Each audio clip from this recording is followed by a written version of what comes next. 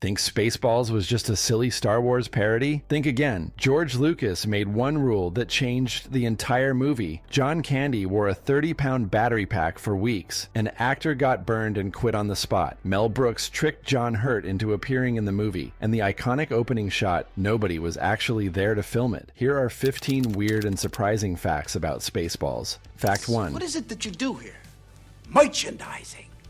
Merchandising? Let's start with the most important fact about Spaceballs. It almost didn't happen. Mel Brooks needed George Lucas's permission to parody Star Wars, even though parody is technically protected. But Brooks respected Lucas too much to just go ahead without approval, so he reached out and asked for his blessing. Lucas said yes, but with one absolute non-negotiable condition: no merchandise, no action figures, no toys, no nothing. Lucas explained that if Brooks made Spaceballs toys, they'd look too much like Star Wars action figures and confuse customers.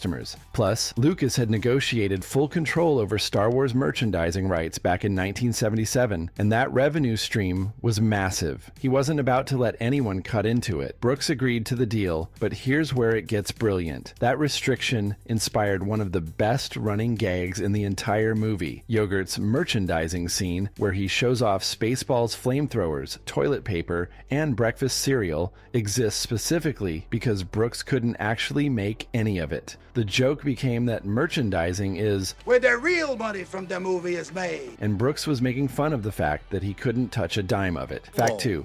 Lone Star. Sorry, wrong switch.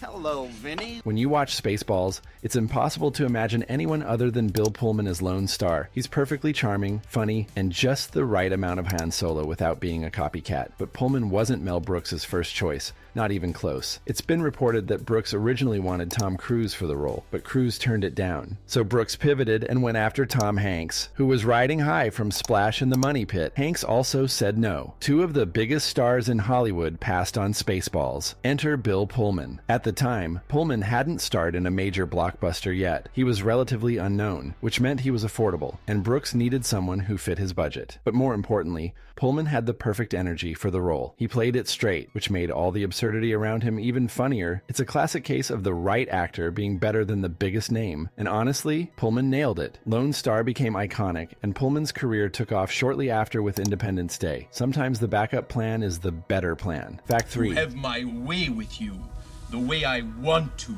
No! One of the funniest scenes in Spaceballs is when Dark Helmet gets caught playing with action figures of himself, Lone Star, and Princess Vespa. He's making them kiss and acting out dramatic scenarios like a kid in his bedroom. Then Colonel Sanders walks in, and Dark Helmet panics. Knock on my door! Knock next time! Did you see anything? No, sir. I didn't see you playing with your dolls again. Here's the thing. That scene wasn't in the script at all. Mel Brooks came up with the idea on set one day and told Rick Moranis about it. Then Moranis just went for it. He improvised the entire scene on the spot, including the iconic line, Your helmet is so big. No rehearsal, no preparation, just pure comedic genius. Moranis later said he wasn't feeling well that day. He had a fever and wasn't at the top of his game, but somehow he pulled off one of the most memorable moments in the film. That's the mark of a true pro. And it perfectly captures Dark Helmet's character. He's supposed to be this terrifying villain, but deep down, he's just a man-child playing with toys. It's brilliant. Fact 4.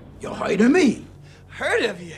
Who hasn't heard of yogurt? Mel Brooks played 2 roles in Spaceballs, President Scroob and Yogurt, the wise little creature who teaches Lone Star about the Schwartz. Playing Yogurt was a nightmare. The character required heavy gold latex makeup that covered Brooks's face and neck, and almost immediately, Brooks had a severe allergic reaction to it. The makeup gave him a terrible rash that spread across his face, up his neck, and even reached his eyes. It was painful, itchy, and made him miserable. Because of this, they had to shoot all of Yogurt's scenes out of sequence so Brooks could deal with the reaction between takes. But that wasn't even the worst part. To play Yogurt, Brooks had to walk around on his knees the entire time to appear shorter. Even with knee pads, his knees were in constant pain. He later said that despite the rash and the knee pain, he loved playing Yogurt. It was worth it. But he made one rule. The makeup team had exactly 1 hour to apply everything. If it took longer than that, he would get out of the chair and leave. Brooks pushed through the discomfort because he knew the character was funny, and he was right. Yogurt is one of the best parts of the movie. Fact 5. Did I miss something?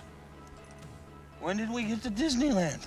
Here's a fun piece of Hollywood history. Spaceballs was filmed on the same MGM soundstage that was used for 1939's The Wizard of Oz. That's right, the same place where Dorothy skipped down the yellow brick road was transformed into the Spaceball ship, the desert planet, and all the other locations in Mel Brooks' sci-fi parody. And here's the coolest part. The crew kept finding pieces of the original yellow brick road lying around during production. Little chunks of yellow brick would just be scattered in odd places on the soundstage, remnants from nearly 50 years earlier. It's like the ghosts of old Hollywood were still hanging around. MGM had a massive facility in Culver City, California, and Spaceballs took full advantage of it. The studio even had a giant pool that could be covered with retractable flooring, which they used for various scenes. Filming on such a legendary soundstage gave Spaceballs a connection to classic cinema history, even though it was a goofy comedy about space janitors and farting spaceships. It's a reminder that even the silliest movies are built on the shoulders of Hollywood legends. And somewhere, deep in that soundstage, a few pieces of yellow brick are probably still hiding. Fact 6.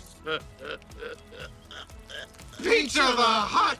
Pizza the Hut is one of the most disgusting and hilarious characters in Spaceballs, a grotesque mob boss made entirely of pizza. But creating that character was an absolute nightmare for the actor inside the suit. The Pizza the Hut costume was made of a fiberglass undershell, foam latex skin, steam jets, hoses, and, here's the kicker, hot pancake batter that oozed out to look like melted cheese. It wasn't real cheese, but it still had to look realistic. The suit weighed about 25 pounds and took over an hour to put on. Actor Richard Caron originally wore it for the first shoot, and it was a disaster. The hot pancake batter bubbling and dripping around him reportedly caused second and third degree burns. It was painful, dangerous, and Caron had enough. When Mel Brooks wanted to do reshoots, Caron quit on the spot. He said, "Fuck that, I'm not wearing that thing again." So who replaced him? Effects artist Rick Lazzarini, who had designed the bladder system for the costume. Lazzarini stepped up and said he'd do it. He later said the pancake batter and pepperoni combo smelled weird, but at least the lights weren't hot enough to cook anything. Still, getting burned for Pizza the Hut? That's dedication. Fact 7. Hi! Who are you? Barf! John Candy's performance as Barf is one of the highlights of Spaceballs. He's funny, lovable, and his chemistry with Bill Pullman is perfect. But playing a half-man, half-dog character came at a serious physical cost. Candy wasn't just wearing a costume, he was basically a walking robot. The Barf costume featured animatronic ears and a motorized tail. To power all of this, Candy had to wear a 30-pound battery pack strapped to his back throughout the entire shoot. 30 pounds. That's like carrying a toddler on your back for hours while trying to deliver comedy. The tail was controlled by a hidden button in Candy's paw, so at least he had some control over that. But the ears were operated remotely by 2 assistants who followed him around off-camera. During every take, Bill Pullman later said that Candy struggled with the setup because it took away his ability to improvise. Candy's comedy was spontaneous and physical, but with technicians controlling his ears and the weight of the battery pack dragging him down, he couldn't move the way he wanted. Despite all of this, Candy never complained. He never yelled. He'd just take a break, sit down, and then get back to work. That's professionalism. Fact 8. Water my ass! Bring this guy some Pepto-Bismol! The Spaceballs diner scene with John Hurt is one of the greatest movie cameos of all time. Hurt, who famously had an alien burst out of his chest in Ridley Scott's Alien, reprises that moment in Spaceballs. But this time, the alien pulls out a top hat and cane and starts singing "Hello My Baby" like a vaudeville performer. It's genius. But here's the thing, John Hurt almost didn't do it. It's been reported that Mel Brooks convinced Hurt to do the scene by making it sound like a quick, easy walk-on cameo. "Come on, John. It'll take 5 minutes," Brooks probably said. So Hurt showed up to set expecting a brief appearance. Instead, he realized Brooks had built an entire elaborate spoof of the alien chestburster scene. They had the costume, the effects team, the whole production. Hurt later joked that he should have asked for a bigger paycheck, but Hurt was a good sport about it. He'd already worked with Brooks on The Elephant Man and History of the World, Part 1, so they had a rapport. And the result is perfect. When Hurt looks down at the alien and says, Oh no, not again. it's one of the funniest moments in the movie. Fact 9. How many assholes we got on this ship anyhow? Before it was called Spaceballs, the movie had a much blunter title, Planet Moron, and the story of how Brooks came up with it is perfect. He was sitting in the commissary at the 20th Century Fox lot, eating lunch, when a studio executive walked up and abruptly asked, "Mel, what's your next project?" Brooks, apparently annoyed by the interruption, yelled back, "Planet Moron!" Maybe he was calling the executive a moron. Maybe he was just throwing out a random idea. Either way, the title stuck, at least for a while. Brooks and his team started developing what would become Spaceballs under the name Planet Moron. But then a problem came up. A competing film called Morons from Outer Space was released in 1985, 2 years before Spaceballs. Brooks couldn't use moron in the title anymore. It would look like a ripoff. So they needed something new. They wanted space in the title because, well, it's a space movie. And Brooks was known for his screwball comedies. Put those together, add a little innuendo, and you get Spaceballs. It's a ridiculous name. It's juvenile. And it's perfect. Planet Moron would have been funny, but Spaceballs is iconic. Fact 10.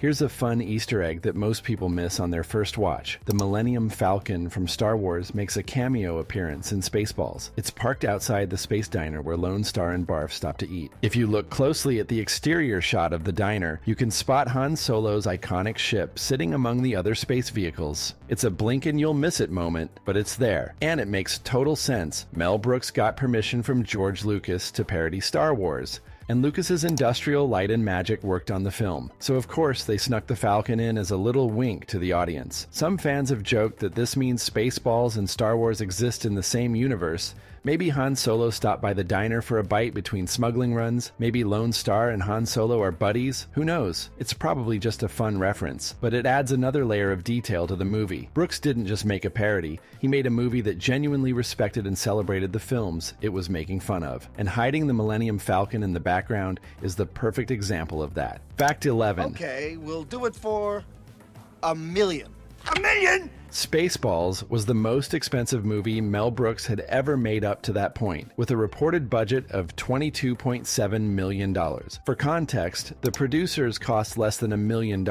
So why did Spaceballs cost so much? 2 words: post-production. Brooks wanted Spaceballs to look as good as the movies he was parodying. He didn't want cheap, cheesy effects. He wanted professional, high-quality visuals that could stand next to Star Wars and actually hold up. So he made a bold decision. He hired George Lucas's Industrial Light and Magic to handle the effects work. ILM was the best in the business, and they didn't come cheap. It's been reported that about $5 million of the budget went to post-production alone, but it paid off. The space battles, the Spaceball ship, the miniatures, all of it looks great. Critics at the time said that Spaceballs didn't just mock Star Wars, it actually looked like it belonged in the same universe. And that's because Brooks respected the genre enough to invest in making it look real. Sure, it was expensive, but it turned Spaceballs from a low-budget spoof into a legitimate sci-fi comedy classic, worth every penny. Fact 12. Just go! Let's go. Yes, sir. Sir, shouldn't you sit down? Even though Spaceballs had a big budget for post-production effects, Mel Brooks still found ways to cut corners during filming. One of the most hilariously cheap tricks, Dark Helmet's desert speeder. You know the scene where Dark Helmet is cruising across the desert on his floating bike, searching for Lone Star and the gang? That speeder wasn't actually floating. It was just balanced on a large pane of glass. That's it. No fancy rigging, no invisible wires, just a big piece of glass sitting on the ground, holding up the speeder to create the illusion that it was hovering. And here's the best part. If you go back and watch the scene, the glass is clearly visible. It's right there. You can see it reflecting the light. Once you know to look for it, you can't unsee it. But you know what? Most people don't. Notice it on their first watch. And even if they do, it doesn't ruin the movie. It makes it funnier. That's the magic of Spaceballs. Brooks knew he was making a parody, so he didn't sweat the small stuff. He embraced the cheese, and balancing a speeder on glass, that's a pure Mel Brooks ingenuity. Fact 13. The ring!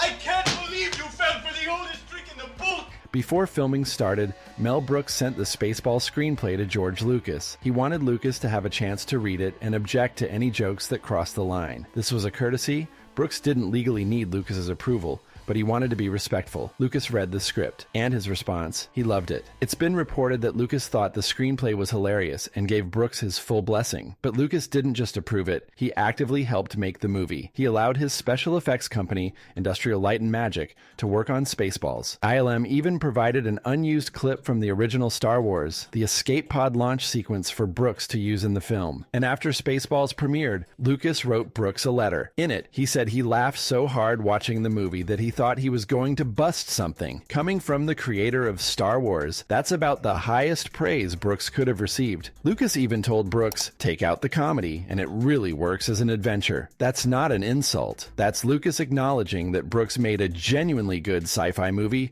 that just happened to be funny. Fact 14. What the hell was that?